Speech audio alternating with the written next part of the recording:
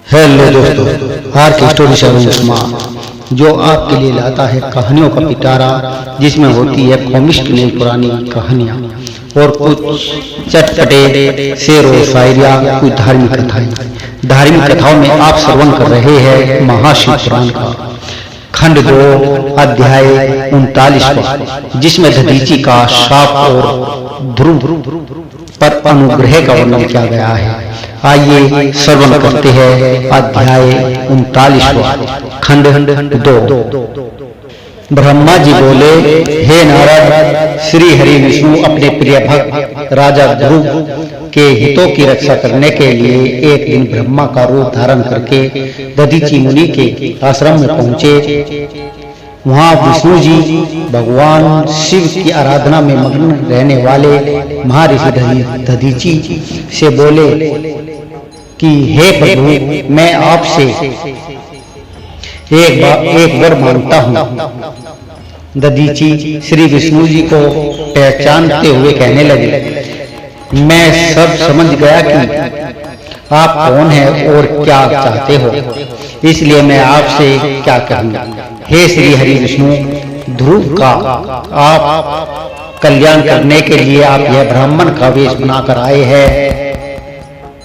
आप ब्राह्मण वेश को त्याग कर दीजिए। लज्जित होकर भगवान विष्णु अपने असली रूप में आ गए और महामुनि दधीची को प्रणाम करके बोले कि महामुनि, आपका कथन पूर्णतः सत्य है।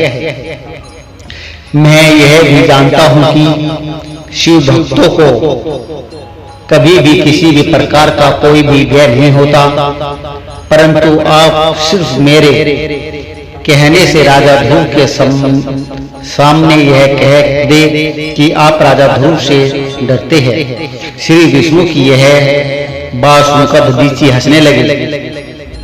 हंसते हुए बोले कि भगवान शिव की कृपा से मुझे कोई भी डरा नहीं सकता। जब कोई वाकई मुझे डरा नहीं सकता तो मैं क्यों झूठ बोलकर पाप का भागी बनूं। दधीची मुनि के इस वचन को सुनकर विष्णु को बहुत अधिक क्रोध आ गया। उन्होंने मुनि दधीची को समझाने की बहुत कोशिश की। सभी देवताओं ने भी विष्णु जी का ही साथ दिया। भगवान विष्णु ने दधीची मुनि को डराने के लिए अनेक गण उत्पन्न किए और परंतु दधीची ने अपने सत से उनको भस्म कर दिया।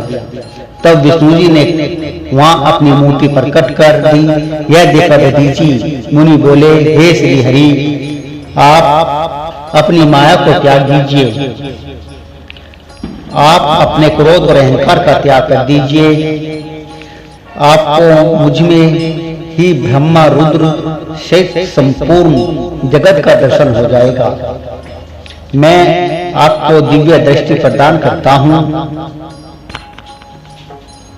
तब विष्णु जी को दधीची मुनि ने अपने शरीर में पूरे ब्रह्मांड के दर्शन करा दिए। तब विष्णु जी का क्रोध बहुत बढ़ गया। उन्होंने चक्र उठा लिया और महर्षि को मारने के लिए आगे बढ़े, परंतु बहुत प्रयत्न करने पर भी चक्र आगे नहीं चला। यह देखकर दधीची हंसते हुए बोले कि श्री हरि, आप भगवान शिव द्वारा प्रदान किए गए इस सुदर्शन चक्र से उनके ही प्रिय भक्त को मारना चाहते हैं, तो भला यह चक्र क्यों चलेगा?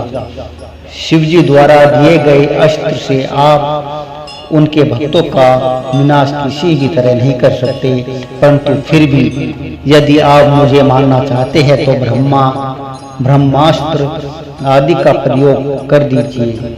लेकिन दधीची को साधारण मनुष्य समझकर विष्णु जी ने उन पर अनेक अस्त्र चलाए।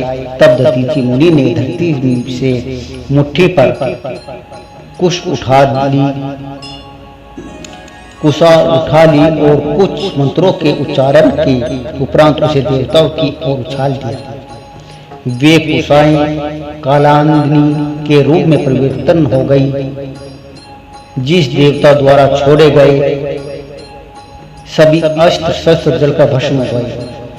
यह देखकर वहां पर उपस्थित अन्य देवता वहां से भाग खड़े हुए, परंतु श्री हरि दधीची से युद्ध करते रहे। उन दोनों के बीच में भीषण युद्ध हुआ। तब मैं ब्रह्मा राजा ध्रुव को साथ लेकर उस स्थान पर आया जहां उन दोनों के बीच युद्ध हो रहा था। मैंने भगवान विष्णु से कहा कि आपका यह प्रयास निरर्थक है, क्योंकि आप भगवान शिव के परम भक्त दधीची को हरा नहीं सकते। यह सुनकर विष्णु जी शांत हो गए। उन्होंने दधीची मुनि को प्रणाम किया। तब राजा ध्रुव भी दोनों हाथ जोड़कर मुनि दधीची को प्रणाम करके उनकी स्तुति करने लगे। उनमें माफी मांगने लगे और कहने लगे कि हे प्रभु, आप मुझ पर कृपया दृष्टि रखिए। ब्रह्मा जी बोले, नारद, यह इस प्रकार राजा ध्रुव द्वारा की गई स्तुति से दधीची को बहुत संतोष मिला और उन्होंने राजा ध्रुव को क्षमा कर दिया। परंतु विष्णु जी सहित अन्य देवताओं पर उनका क्रोध कम नहीं हुआ।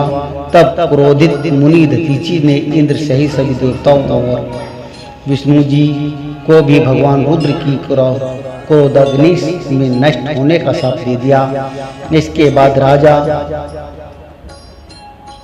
ध्रुव ने दधीची को पुनः नमस्कार कर उनकी आराधना की और फिर वे अपने राजा की ओर चल दिए। राजा ध्रुव के वहां से चले जाने के पश्चात इंद्र सहित सभी देवतागणों ने भी अपने अपने धाम की ओर प्रस्थान किया। तदोपरांत श्री हरि विष्णु भी वैकुंठ धाम को चले गए। तब से वह पुण्य स्थान धानेश्वर नामक तीर्थ के रूप में विख्यात हुआ। इस तीर्थ के दर्शन से भगवान शिव का स्नेह और कृपा प्राप्त होती है। हे नारद, इस प्रकार मैंने तुम्हें यह पूरी अमृत कथा का वर्णन सुनाया है। जो मनुष्य ध्रुव और दधीची के विवाद से संबंधित इस प्रसंग को प्रतिदिन सुनता है वह मृत्यु को जीत लेता है तथा मरने के बाद सीधा स्वर्ग को जाता है। इसका पाठ करने से युद्ध में मृत्यु का भय दूर हो जाता है तथा निश्चित रूप से विजय श्री को प्राप्त होती है। बोलिए श्री शंभु भोलेनाथ की जय। जय महाशिव पुराण की जय।